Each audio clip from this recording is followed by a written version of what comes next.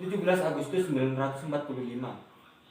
75 tahun 6 bulan yang lalu, Bung Karno dengan lantang membacakan teks proklamasi kemerdekaan Indonesia di depan ribuan pasang mata rakyat Indonesia. Dan itulah awal dari kemerdekaan Indonesia. Lalu pertanyaan yang muncul adalah, apakah hanya Bung Karno dan kerabat-kerabatnya saja yang berperan penting dalam kemerdekaan Indonesia? Ya, jawabannya jelas enggak. Lalu siapa lagi yang berkontribusi dalam kemerdekaan Indonesia? Yang pertama adalah kuli panggung. Tanpa ada kuli panggung, Bung Karno tidak akan bisa berdiri di atas panggung yang megah itu dan membacakan teks proklamasi. Lalu siapa lagi? Ada tukang kabel. Tanpa jasa mereka, suara Bung Karno tidak akan bisa didengar oleh seluruh rakyat Indonesia, orang-orang yang baris di belakang. Lalu siapa lagi? Ada petani. Tanpa petani tidak ada beras. Tanpa beras tidak ada nasi. Dan jikalau tidak ada nasi, rakyat Indonesia, Bung Karno tidak bisa makan sarapan, tidak bisa berdiri dengan penuh percaya diri di atas panggung dengan membacakan teks proklamasi tersebut. Dan bahkan jikalau itu terjadi, mungkin Indonesia tidak akan semerdeka ini.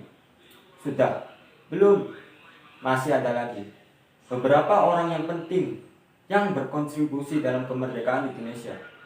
Mereka adalah orang-orang yang menghadiri acara kemerdekaan tersebut.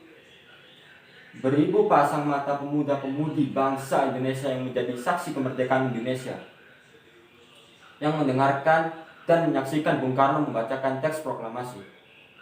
Para pemuda ini adalah saksi dari kemerdekaan bangsa Indonesia.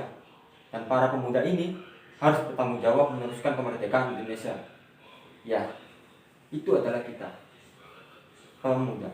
Kita para pemuda wajib meneruskan jiwa kemerdekaan.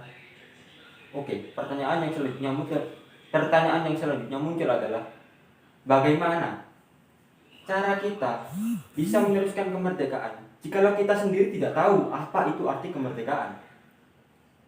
Menurut saya pribadi, merdeka itu berarti bebas. Kita bebas dari belenggu penjajah, terbebas dari sesuatu yang mengekang kita. Kita bebas bersuara, berkarya, berpendapat, mengkritik, bersuara, segala-galanya. Bebas menyampaikan unek-unek yang ada di dalam diri kita. Bebas.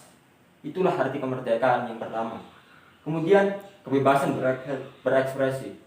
Mengeluarkan apa saja yang mengganjal di dalam diri kita. Kita bebas mengekspresikan diri kita seperti apa. Kemudian merdeka dalam karya. Kita bisa bebas berkarya sesuka hati kita.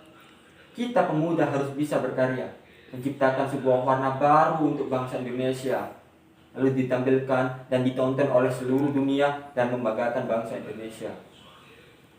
Ya, tapi beberapa dari kita, para pemuda-pemudi Indonesia, sudah bisa bebas berkarya, lalu menguploadnya ke media sosial, lalu dinikmati oleh banyak orang. Dan itu harus kita teruskan. Lalu kemudian kita merdeka dalam diri kita. Kita pemuda bebas ngelakuin apa yang kita mau, bebas melakukan segala hal yang kita suka, mengekspresikan diri seperti apa kita mau, tanpa ada yang mengganggu. Negara kita sudah terbebaskan dari penjajahan, jadi ya bebas kita melakukan apa saja yang kita inginkan. Diri kita ya milik kita, bukan milik orang lain. Jadi jangan pernah kamu membatasi dirimu tidak melakukan sesuatu hanya karena takut dicibir orang lain yang tidak pernah berjasa dalam hidupmu.